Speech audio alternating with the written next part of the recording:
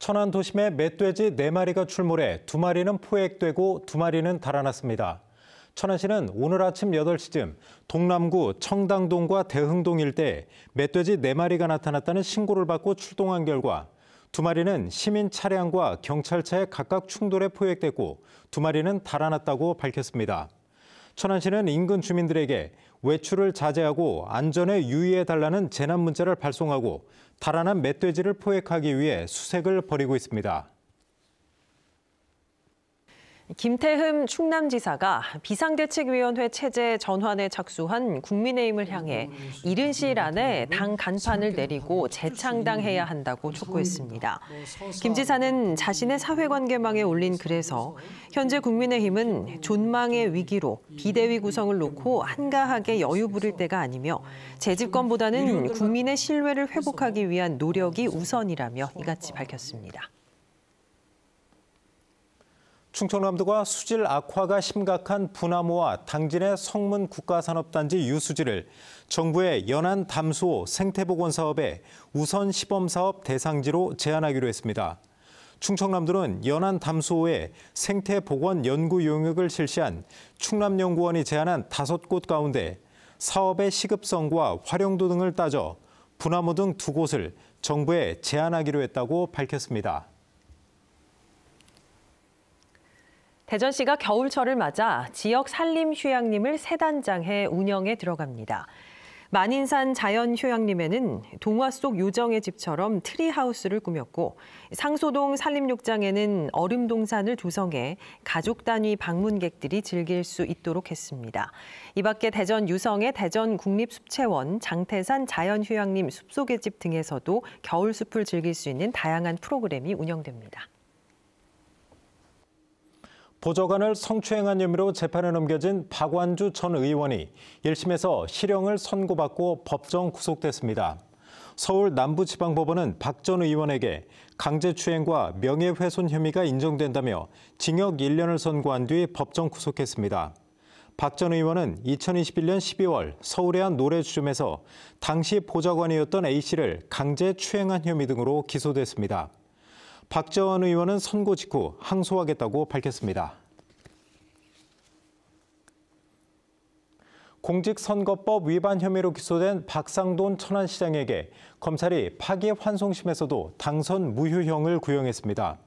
대전고법 형사 1부 심리로 열린 박 시장에 대한 파기환송심 결심 공판에서 검찰은 공범들에게 징역형 집행유예가 확정된 것을 볼 때 엄벌이 필요하다며 박 시장에게 징역 1년 6개월을 내려달라고 재판부에 요청했습니다. 박 시장은 2022년 지방선거에서 공무원에게 홍보 영상을 만들게 한 뒤 개인 사회관계망에 올린 혐의 등으로 기소돼 재판을 받고 있습니다. 충청남도는 청양군 등 소멸위기에 놓인 서남부권 10개 시군에 균형발전 지원금 3,030억 원을 투입하기로 했습니다. 충청남도 균형발전위원회는 이 같은 내용으로 제2기 지역균형발전 자율사업 26개를 확정했습니다. 주요 사업으로는 청양 로컬 푸드마켓 사업에 170억 원, 논산 국방산단 근로자 주거공간 사업에 315억 원, 보령 귀어타운 조성 95억 원 등입니다. 다음 달 23일까지 대전 유등교 임시 가설교량 설치 공사로 인해 태평로 방향 유등로 일부 구간이 전면 통제됩니다. 이번 통제로 도마시장에서 태평교 방면 좌회전이 막혀 도마 내거리에서 변동 내거리로 우회해야 합니다. 또 도마교에서 도마동 방향으로 우회전해 유등로를 이용하던 차량도 도마 내거리를 통해 우회해야 합니다. 대전시는 이번 통제로 일대 도로에 혼잡이 커질 것으로 보고 내년 2월 17일까지 공사를 마무리하기로 했습니다. 충남 지역 주거 취약 가구 중 65세 이상이 74%에 달하는 것으로 조사됐습니다. 또 재난 발생 시 스스로 대피하기 어려운 가구도 20%에 이르는 것으로 나타났습니다. 충청남도 인권센터는 이 같은 내용을 포함한 기후위기와 주거권 실태조사 용역 최종 결과를 발표했습니다. 이번 조사는 한국도시연구소가 지난 5월부터 10월까지 도내 주거 취약 500가구를 대상으로 진행했습니다. 대전 중부경찰서는 금은방에 손님인 척 들어가 귀금속을 훔친 혐의로 60대 여성 A씨를 붙잡아 조사하고 있습니다. A씨는 지난 7일 대전 중구 신지아 상가의 한 금은방에서 금목걸이 2점 등 270만 원 상당을 훔쳐 달아난 혐의를 받고 있습니다.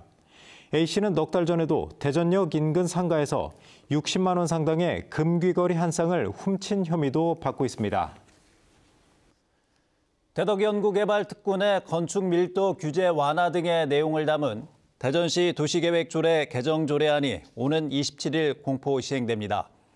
개정조례에 따라 특군의 자연녹지 가운데 교육, 연구와 사업화 시설의 건폐율이 30% 이하에서 40% 이하로, 용적률 범위는 150% 이하에서 200% 이하로 확대될 예정입니다.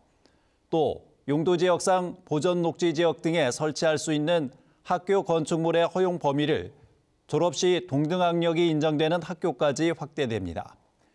이번 조처로 그동안 가용지 부족으로 어려움을 겪었던 특군의 연구 기업의 공간의 원활한 확보가 가능할 것으로 예상됩니다. 대전과 세종 충남 지역은 오늘 서해안 지역을 중심으로 비나 눈이 내리고 다소 추운 날씨가 이어지겠습니다. 내일까지 예상 적설량은 1에서 5cm입니다.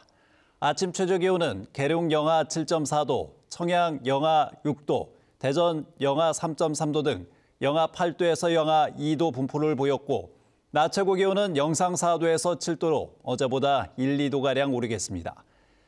대전기상청은 비나 눈이 내린 뒤 도로에 살얼음이 오를 수 있다며 교통안전에 주의를 당부했습니다.